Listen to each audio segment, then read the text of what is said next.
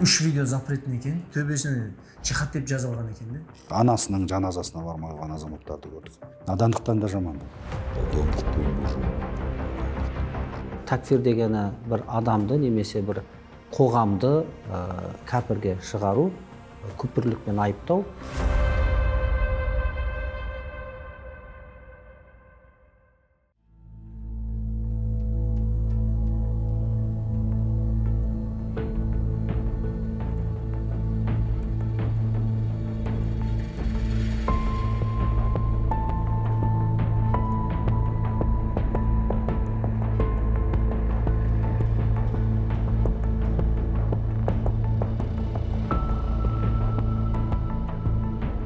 Үйде бір өзім қалғанда Instagram, TikTok скачать етіп, сол видеолар көріп, сәл ойым бөлінсін деп скачать еткен. 3 видео запретен екен, біреуінде арабша жазылған екен, төбеде мен оны көрген жоқпын.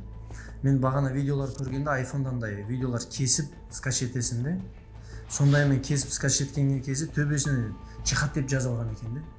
Мен оны көрмегенмін оны. Мен көрсем оны оқи алмаймын мен оны. Исраил Усейнов, Шымкент қаласының тумасы, діни білімі жоқ. Әлеуметтік желі арқылы терроризмді насихаттап, сот үкімімен 7 жылға сотталды. Осы білімсіздікмен келіп отырмын, какой-то видеоны скачать етіп, білмей. Біреу сол соғыс болып жатыр, ояқ шақырып жатқан жоқ. Ояқта соғыс так болып жатыр. Білмеймін қай жерде аж. Кім соғысып жатқанын білмеймін. Ояқта ештеңе жоқ. Тек қана автоматтан дауыс естіледі. Сендер қазіргі күнде жұмыс істеп жатсыңдар, ақша тауып жатсыңдар. Müslümandарға неғып жәрдем бермейсіңдер. Сондай нәшт вағыздар еді. Бұл Дагестанец еді, по-моему, что. Иногда давали не совсем дельные советы, которые подходят.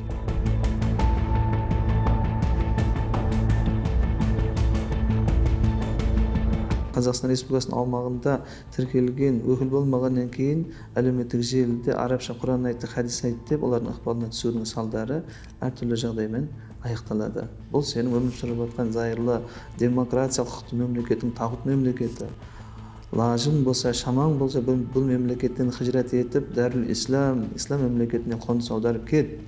Болмасам, ертең мұртад діннен безіп, діннен шығып кәпір ретінде өлесің деген сияқты әртүрлі айла тәсілдердің негізінде уағыздары жиі кездесетін жағдайы бар. Ал енді бұл уағыздарды Құранда айтты, хадисте айтты деп ықпалына түсіп жатқан жастарды кездеседі. Экстремизм қоғамды 2 кезеңмен жүзеге асады. Алдымен идеологиялық насихат жүргізіледі. Екінші кезеңде экстремистік идеологияның ықпалымен қоғамды жікке бөледі, ортасына озбырлық көрсетеді. Соңы террорлық актіге ұласады. Соған сай экстремизмге қарсы күресте 2 сипатта болады. Ақпараттық және құзырлы органдардың күшімен тойтарыс беріледі. 2009-2010 жылдары кім келді бізге? Саид Бурятский келді. Саид Бурятскийдің дискілері, уағыздары, тарих сабақтары көбінесе жихад туралы. Хронологиялық кестеге қарайтын болсақ, дәл сол кезге келіп тұр. Адамдардың жаппай дінге бет бұруында. Арабша сөйлейтін адамдар бізге бәрі таңсық болды. Солардың бәрі қызық болды. Арабша сөйлейтін адамның барлығы не деп ойладық біз? Сапалы ақпарат береді деп ойлады барлығы. Яғни соның адамдар соңынан еріп кете берді барлығы. Яғни саралау болған жоқ. Мынаусы дұрыс, мынаусы бұрыс деген секілді. Және бұның соңының дұрыс еместігін қазір солардың берген бізге қозғаушы күшінің кесірінен осындай бізде Сирияға кетіп қалғандар болды, Афганистанға кетіп қалғандар болды, Уазиристанға кетіп қалғандар болды. Солардың барлығы осылардың әкелген ақидалардың жемісі, өздерінің тастаған суарған дәндердің келген бізге берген жемісі болды осы.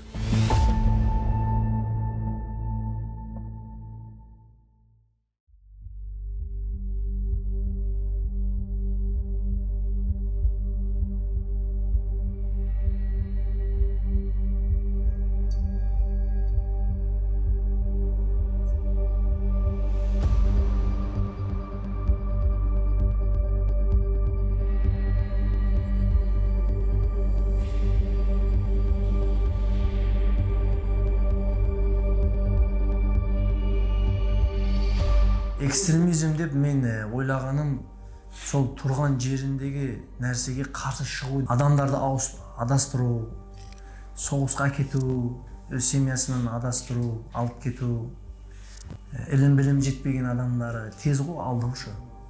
Сондай истеу деп ойлойм.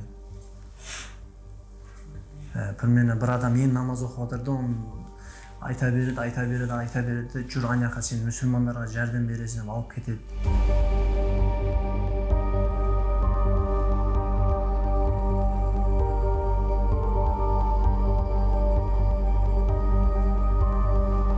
Такфир және хижрат жамағаты араб тілінде ат-такфир вал хижра деп аталады. Енді бұл жерде екі сөз ден құралған ұйымның атауы. Такфир дегені бір адамды немесе бір қоғамды кәпірге шығару, күпірлікпен айыптау.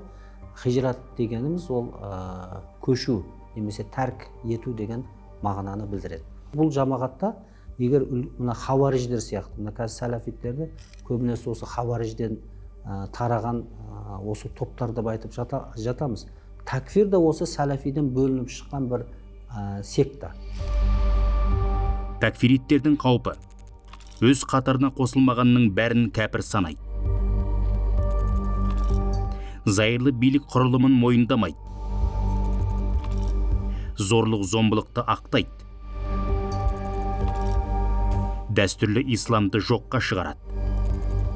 Жақтастарын хижрет пен жихад жасауға үгіттейді. Мұхаммед ибн Абдул-Вахабтың кітаптарын қарайшы, осы біз вахабилік деп айтамыз.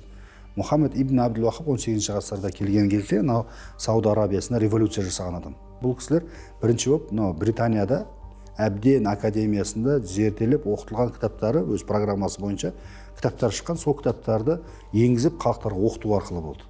Ол кітаптарға мәдениеттерге тыйым салынғанмен өз араларына таратып жүр. Ал бұл кітапты оқыған азамат кешегі 18 ғасырда Сауд Арабияда болған революция болмайтын кім кепіл? Кім жасай алады? Осы кітап мәдениет, біз ол идеология біздің шариғатқа мүлдем келмейтін кітаптар. Біз бұл кітаптарды мойындамаймыз. Ешқандай концепциясы біздің қазіргі ахлі сүнна уал жамағат емес, сүннет және жамағат иесі Ханафи мазхабының құрған ислами концепциясына мүлдем қоса келмейді. 2014 жылы Астана қаласы прокурорының арызы бойынша Сарыарқа аудандық соты ат-такфир вал хиджра халықаралық ұйымын экстремистік деп танып, оның қызметіне Қазақстан Республикасының аумағында тыйым салды. Ескертеміз, бұл ұйым ақш, Еуропалық одақ, Мысыр, Түркия, Ресей Федерациясы, Қырғызстанда қара тізімге енді.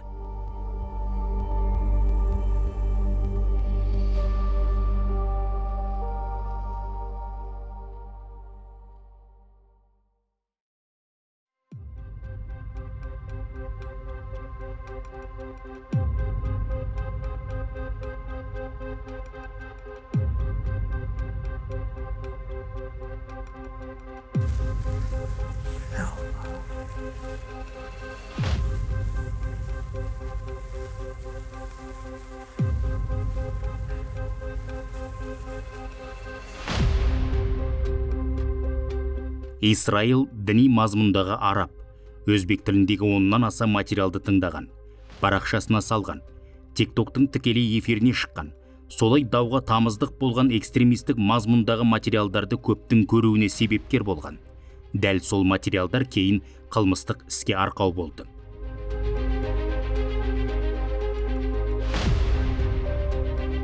Біріншісі сол, бәрі нәрсе сол жалғыздықтың кесірі негізі.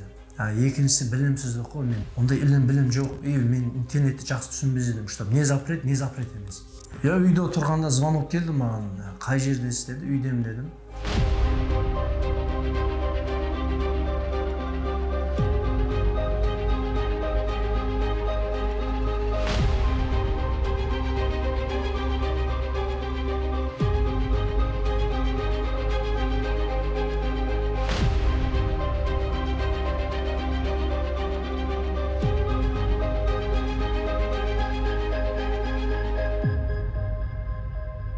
Үйден шығып далаға жұмысқа кетіп жатқан кезде экстремизм деп алып кетті. Осы видеолар скачать етіп, видеолар тарату, сондай үшін. Өзім түсінбей қалдым, не болып жатыр. Қазір әркімнің қол астында интернет. Кез келген бір сұрақ туындап қалдым, бірден жазып жібереді. Әсіресе ағылшынша арабша, орысша, осы үш тілде Google-ға жалпы өзіне керекті бір діни мағлұмат адам вбивать ететін болса, бірден ең бірінші болып өздерінің жаңағы біз шейх сымақ деп айтамыз, өздерінің ғалым сымақтарының жауабы шығады сол жерге. Ал ол шейх сымақтардың бірден бір, былайша айтқанда, жалаулатып жүрген ұрандарының бірі ең дұрыс жолда біз қалғандар адасқан. Сондықтан егер сен дүниеңді уайымдасаң, өз қара басыңды ойласаң және ақыретіңді уайымдайтын болсаң, бізді тыңда, бізге ер, қалғандарының енді амал жоқ, оларға дұға қыласың, адасқан ғой олар. Айыптама оларды, дұға қыл. Бұрын айыптайтын. Қазір кішкене өзгертті формат. Исраил жастайынан жетімдіктің, жалғыздықтың ащы дәмін татты. Әкесі өмірден ерте өтті. Ал анасы екінші рет өмірлік серігін жолықтырып, соның соңынан Кавказға кетті. Қорғансыздың күнін кешкен Исраилдың ана мейірімін сезбегеніне биыл 14-ші жыл.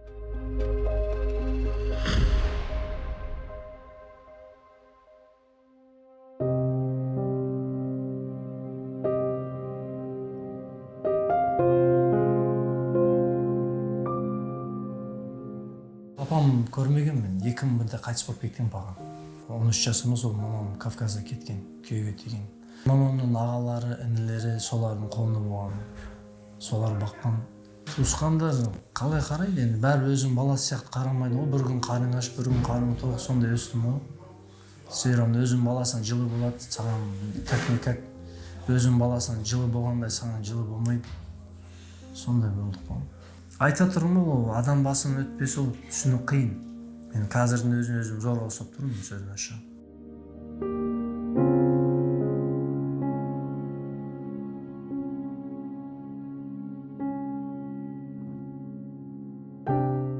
Ол Әзербайжан ұлтының өкілі. Мектептен кейін оқымаған, көрші мемлекеттерге жүк тасып нәбақасын тапқан. 25-інде сүйіктісін кезіктіріп көңіл жарастырады. Бірақ қуанышы ұзаққа созылмады. Жоқ жерден шыққан жетімсің деп жекіргендер ерлі зайыптыларды ажырастырып тынған. Осылайша оның жетімдік тағдыры, жалғыздық пен қорғансыздығы, болашаққа сенімсіздігі және жат бауырданып кетуі қоғамның ісі. Қиыншылық туралы айтылатын уағыздар бар еді. Солар тыңдар едім мен көпмен. Сол ана видео, нәшид солар тыңдап, сәл ойын бөлінсін деп. И тиктокта мен эфирде отырар едім, бәрін лайк болсын деп. Сол видеоларды скачать тастаған ғой мен неге.